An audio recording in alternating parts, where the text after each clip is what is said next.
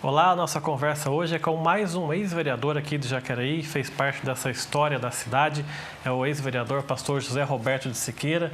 Muito obrigado por ter aceitado o convite, ter aceitado participar desse nosso programa.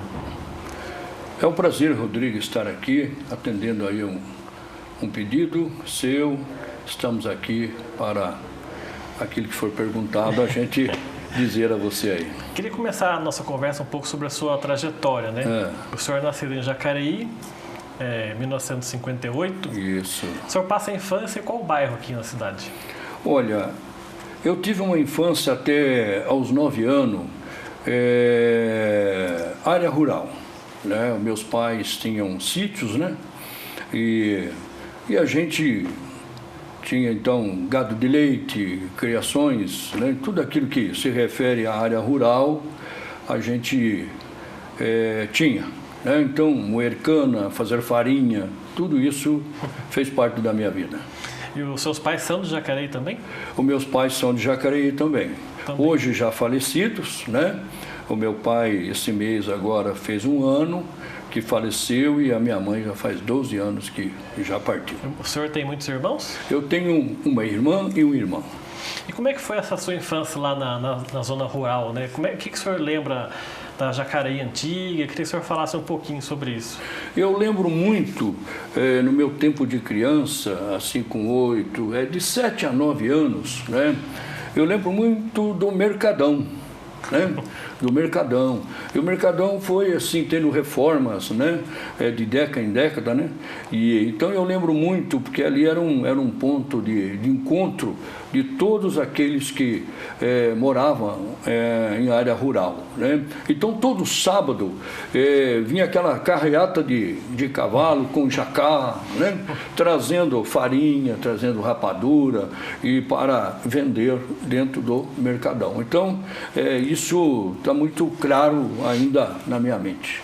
Você falou que até os 9 anos viveu lá na zona Sim, rural. Depois, vocês vieram para o centro aqui de Jacareí? Nós viemos para um bairro chamado Dindinha, né?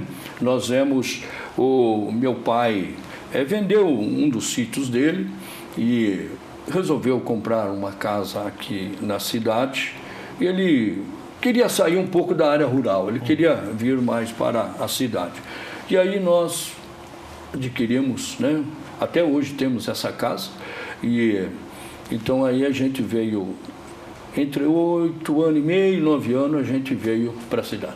E foi mais ou menos nessa época que vocês entraram na igreja, né? Sim, sim, sim. Com 9 anos de idade, né, em 1967, era uma necessidade da família, né, a questão meu pai com problema, nós, né, a minha mãe precisando assim de algo que viesse dar a ela uma libertação, né, transformar a nossa família.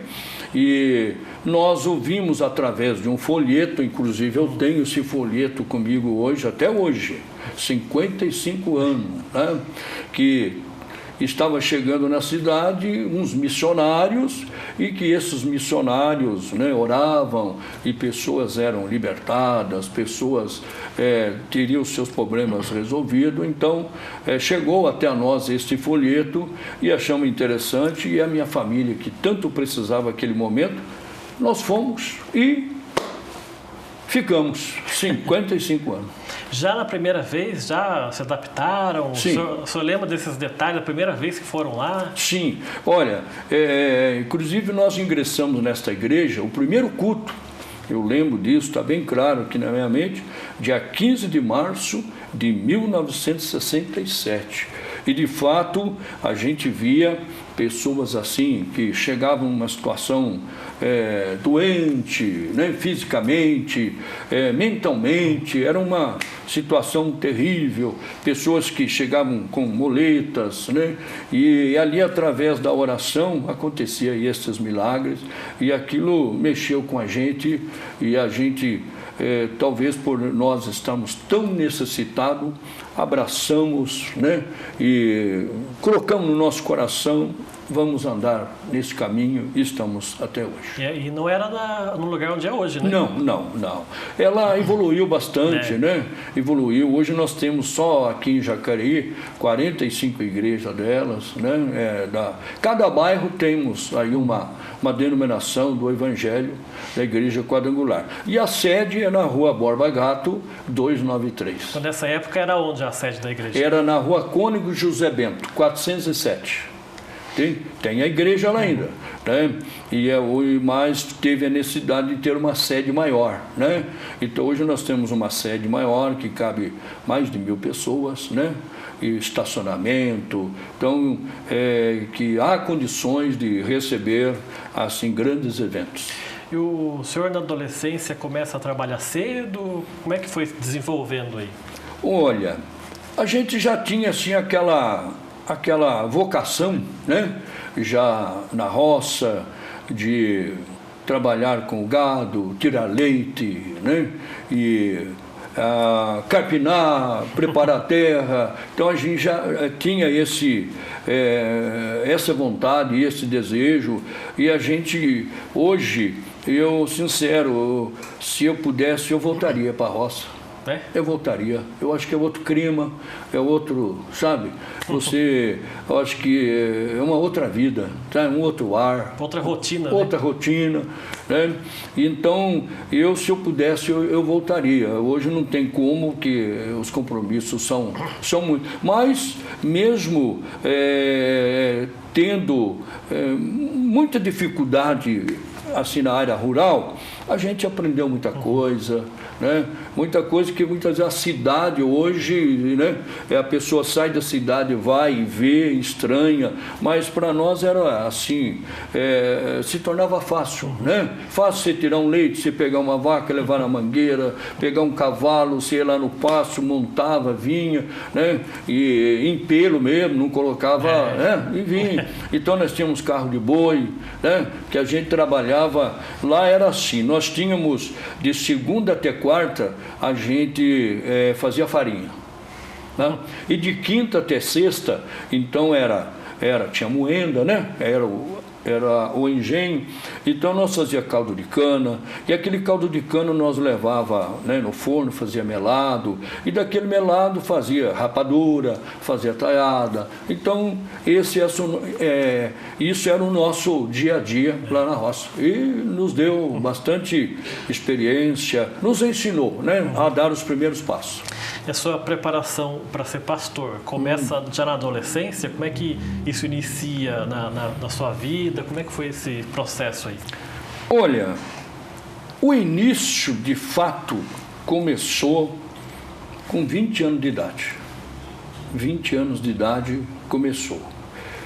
Despertou em mim uma vontade, a necessidade de preparar para que a gente pudesse ajudar outras pessoas aí, ajudar outras vidas, né? E foi uma coisa assim natural, sabe? Aconteceu natural, veio aquele desejo natural, né? Porque eu era uma pessoa que eu tinha algo comigo, né? Que, nossa vida, eu adorava isso, era jogar bola. Eu joguei por 26 anos, né? A gente jogou aí. Mas jogos das indústrias, né? Tudo aí. A gente também teve aí uma oportunidade para ser um profissional, mas eu penso que comigo não era para mim. Teve chance mesmo? Teve. Mas não era para mim, né? E aí eu penso assim, cada um de nós temos uma missão aqui na Terra, né? Você tem, eu tenho, né? E Deus escolhe, prepara a gente para aquela missão. Então, eu penso comigo que a missão de Deus para mim, né, era essa que eu estou hoje, que eu estou fazendo, né?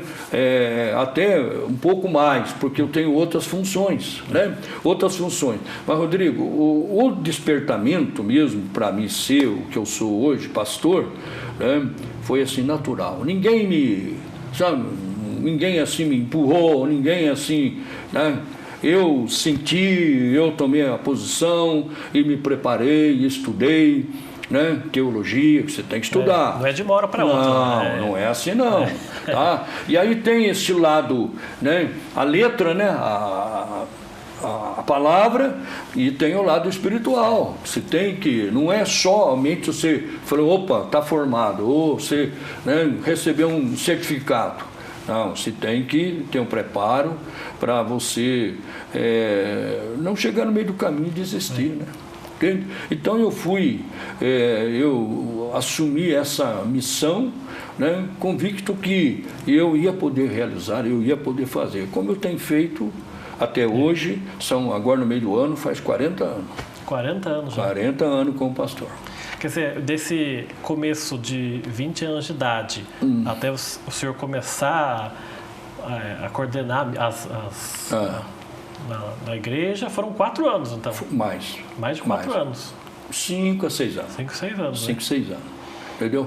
Mas eu já estava assim, como já na qualidade de pastor. Então estava lá o título pastor, né?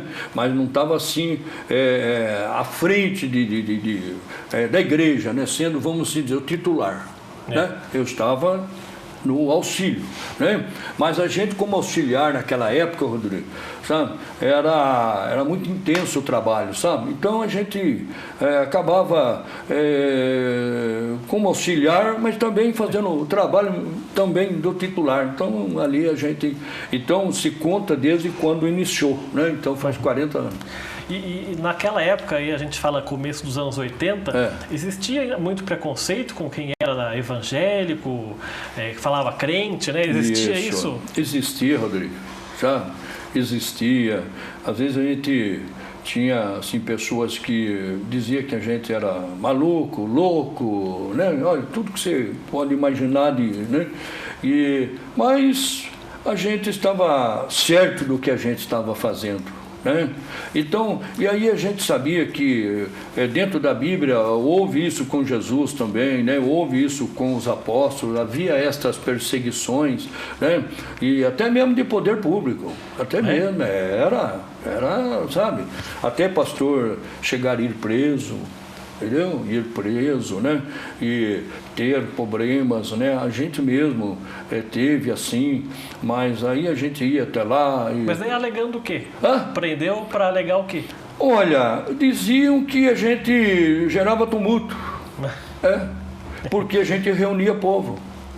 Entende? Reunia povo, né? E naquela época a gente tinha assim, o povo tinha uma necessidade muito grande, o Rodrigo, que muitas das vezes a gente se reunia assim nas casas.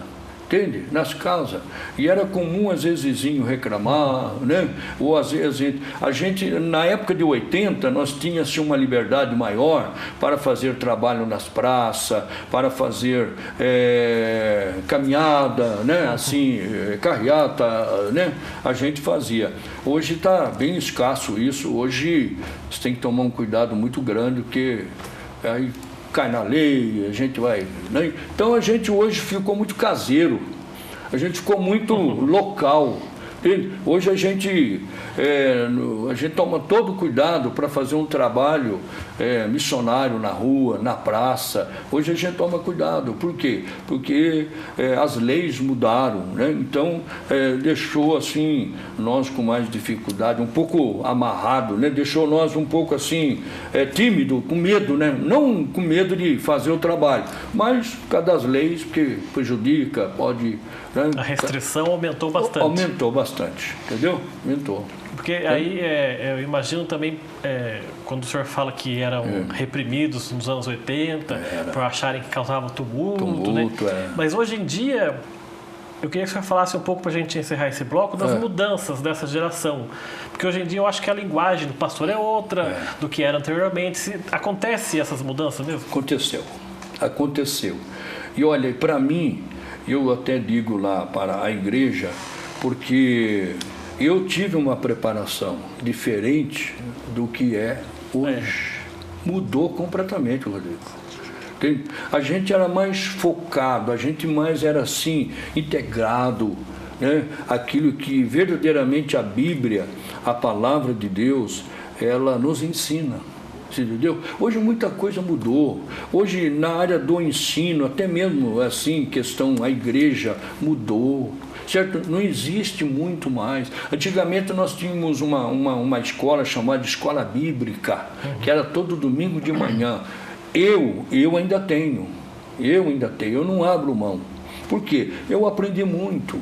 E muitos dos meus colegas aprenderam na escola. Então hoje o lado assim, uma comunhão com mais seriedade com Deus, hoje mudou bastante. Hoje estão fazendo uns cultos assim muito light, né? Muito, sabe, social. Fala na igreja católica que tem a igreja carismática, na evangélica também tem. Tem. Então, muito social, hoje muita liberdade, entendeu? Hoje muita liberdade, hoje está difícil de você discernir, tá? O correto, e mais ou menos, né? Aquele que mais, então você tem que tomar cuidado, que nem é estranho para mim. Por quê? Porque eu vim de uma outra cultura. Outra geração. Outra geração. E a geração outra, vamos assim dizer, muita balada, muito, né, liberdade total. Né? Tá certo. Vamos fazer então o nosso primeiro intervalo aqui. O programa Gente em Destaque volta daqui a pouco. Até já.